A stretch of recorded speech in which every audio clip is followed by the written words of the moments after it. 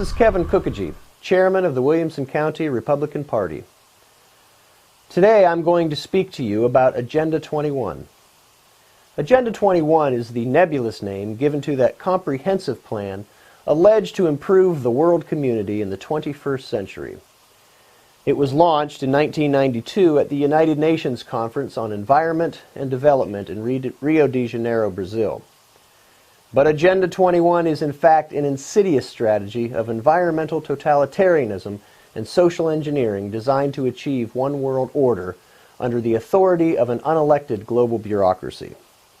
Among other things, Agenda 21 is hostile to America's founding and animating principles, including national sovereignty, private property rights, private development, single-family dwellings, free markets, and free use and development of our own resources.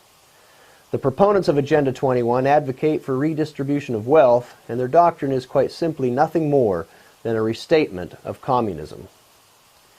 The proponents of Agenda 21 are intent on forcing you into crowded communities and limiting your parking spaces in order to achieve their green dreams of eliminating automobiles in favor of walking or riding bikes. Although I imagine they make exception if we agree to drive those little electric toys that nobody wants. Meanwhile, these unelected elites jet around to world conferences deciding what is best for you and me. To achieve these green dreams, the UN seeks to impose global taxes on currency transfers, fossil energy production, commercial use of oceans, and international airfares. Perhaps you have never heard of Agenda 21, but I bet you are familiar with phrases like sustainable development, smart growth, regionalism, comprehensive planning, and allocation of so-called green spaces. Terms like these were selected by the UN to overcome objections by those of us who argue in defense of liberty and national sovereignty. The preamble and Chapter 28 of the Agenda 21 plan expressly recommends obscuring the true intentions of Agenda 21 by use of the term smart growth and other innocuous-sounding phrases. The good news is that conservatives and liberty-minded activists are now alert to Agenda 21 and its implications.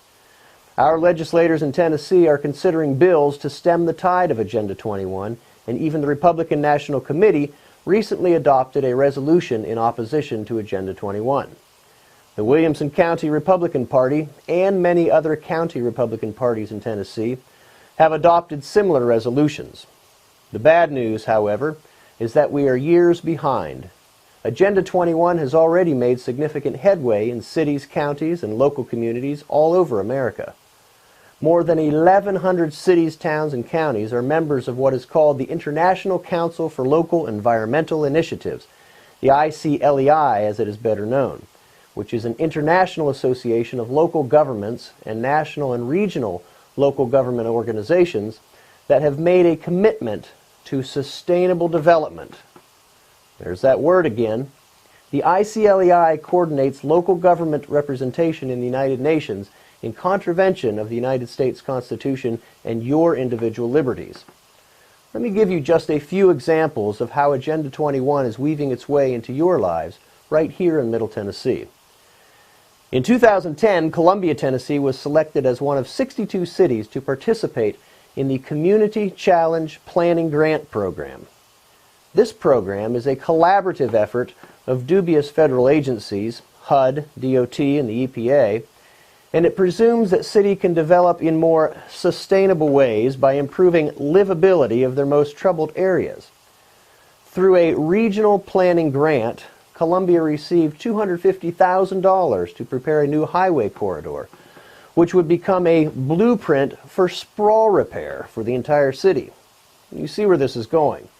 Natural growth, or what they call sprawl, is suddenly deemed immoral, whereas living closer together is, at least according to the police state, morally superior. Yet by accepting funding from the federal government, the city of Columbia has naively submitted itself and its citizens to Agenda 21. The city of Franklin provides another example, having recently paid the ICLEI for software to evaluate your water use. Franklin also employs a sustainability grants coordinator and maintains a sustainability mission statement. More alarming is Cumberland Region Tomorrow, or CRT, a 10-county Middle Tennessee initiative working under the purposefully ambiguous phrase of collaborative action for quality growth. Among the objectives of the CRT is a high-speed rapid transit to connect Belle Meade to East Nashville. Hardly a priority at any time, let alone in today's economy. Funding, of course, would be accomplished through a regional tax, this on top of what we already pay in city and county taxes. But perhaps most disconcerting in all of this is how Agenda 21 is targeting the rising generation, and you know how important that is to me. Leadership Middle Tennessee recently hosted a youth summit at Belmont University in order to introduce and promote regionalism to our high school youth. The website announcing the event boasted that these students needed to be aware of so-called regional issues, like health care, tourism, education, workforce, economic development, and transportation. All code words of the progressive movement, ladies and gentlemen, intended to seduce you into believing that local communities are not capable of addressing local issues without the help of Big Brother. What is regionalism today will be nationalism tomorrow. Following that, we will be subject to an unelected global authority with no say in how we live our lives. These folks intend to induce you into a general surrender of your liberties in favor of a dominant, authoritative state. Please tell members of Congress, as well as your state and especially your local elected officials, that you are aware of Agenda 21 and that we will be ever vigilant in opposition to all of its entanglements.